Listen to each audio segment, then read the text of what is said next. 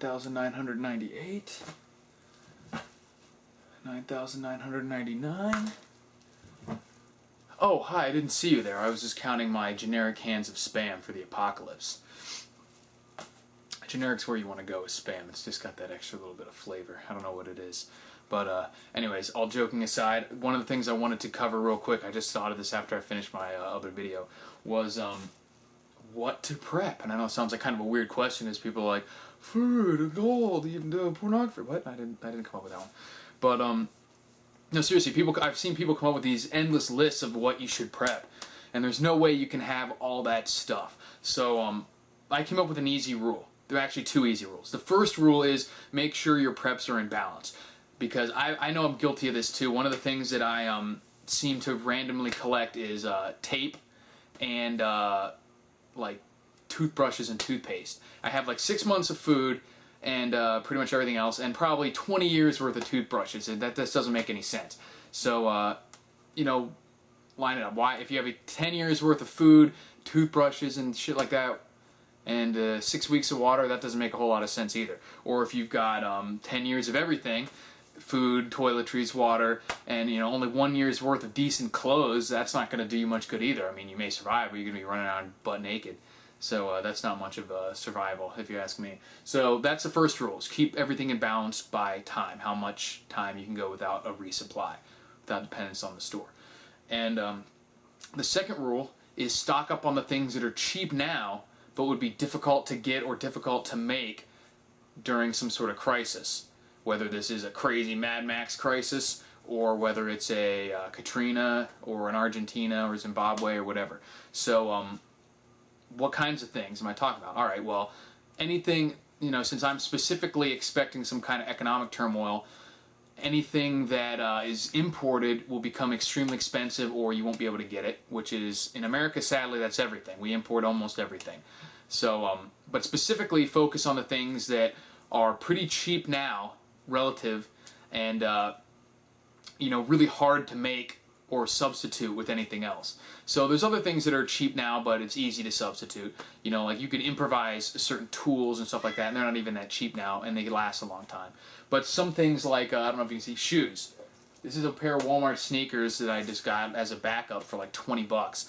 And so they're relatively cheap now, but they're incredibly hard to substitute something for shoes. I mean, don't think I'm relying on crappy Walmart sneakers. I probably have 20 pairs of combat boots too, and each one of those could last me 10 years if I take care of it. So I have no idea why I have so many. It's like a disease.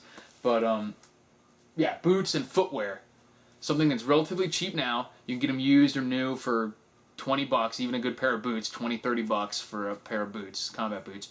And they would be incredibly hard to make, or improvise something else. You really don't want to skimp on that, something that you want to have.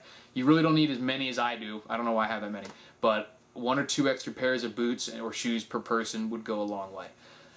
Along with that is something like gloves. I've got some different packs of gloves here. Very, very difficult to make gloves, especially if you're talking like winter gloves or tactical gloves. I mean, I've got a shrink wrap, just a pair of leather work gloves here. Got some winter gloves. Really, there's no substitute for something like winter gloves, or even tactical gloves. These are some weighted sap gloves, I think they're called. But you can get gloves pretty cheap now, especially just basic mittens, work gloves, or something like that. And it would be incredibly hard to make, to make them well. I couldn't do it, and I mean, you'd have to like skin a deer or something and know how to sew it up and treat the leather, or you'd have to make them out of some inferior material, and that would be incredibly difficult. Just get a few pairs now. A good pair of work gloves or winter gloves is going to last you years, so just make sure you have 1 or 2 extra pairs of these things, because they're pretty cheap, they'll last a long time, and they would be incredibly difficult to substitute for something else. There's really no other way to do it. You have to have gloves for some of these things.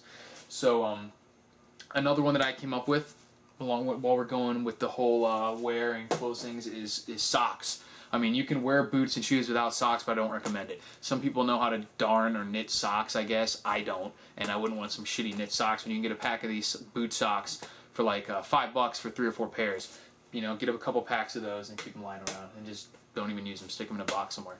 Because, I mean, you have 20 fresh pairs of socks, that'll last you at least a year. Even if you're hiking like crazy and wearing them out. And they're really cheap now. It would be very difficult to substitute something for them. especially if you're talking about winter where you got to protect those feet. Next one is containers. And this is just a tote here, but I'm talking about totes, I'm talking about buckets, I'm talking about Ziplocs. Containers are something that are incredibly useful. They're relatively cheap now. The totes are getting expensive, but Ziplocs, you can get these things out of the garbage too. You know, trash cans, buckets. There's no substitute for that stuff, and there's no way to make those. I mean, unless you're like a blacksmith or know how to, you know, you've got like plastic machine shop or something. There's no way you can make a tote like this or make a bucket. And there's just infinite number of uses for garbage bags, Ziploc bags, little Tupperwares, big totes, buckets, you know, foot lockers. You just really can't have too many of those things. I mean, the uses are endless and they're impossible to make, basically. They're more or less impossible. I mean, yeah, you can do it. I don't want to get messages on these, you know, crafty people who, you know, carved out a deer skull and made like a locking cup of some kind. Because I can't do that. Yeah, just while I'm at it, I'm going to show you my favorite one. I actually scored this for free. I'm not going to tell you how. It wasn't anything illegal. Pelican case. This thing is invincible. They're kind of expensive, but I mean, if you have anything that you really need to protect from shock or water, that's the way to go. I love this thing. I mean, I don't even really need it, but it's useful. And it got a lot of the totes, got a lot of Tupperware and stuff like that. Man, this video is probably already like 15 minutes long. I think that is the only things I wanted to cover, though. So, yeah. Focus on the stuff. Focus on balancing your preps by time. Make sure you have at least 6 months of everything before moving on to in one area. And focus on the things that are cheap and easy to get now, but very necessary and very hard to substitute for something else or very hard to make yourself. That's all I got for now. If you guys can think up of anything else to put in this category, let me know, and I'll talk to you guys later.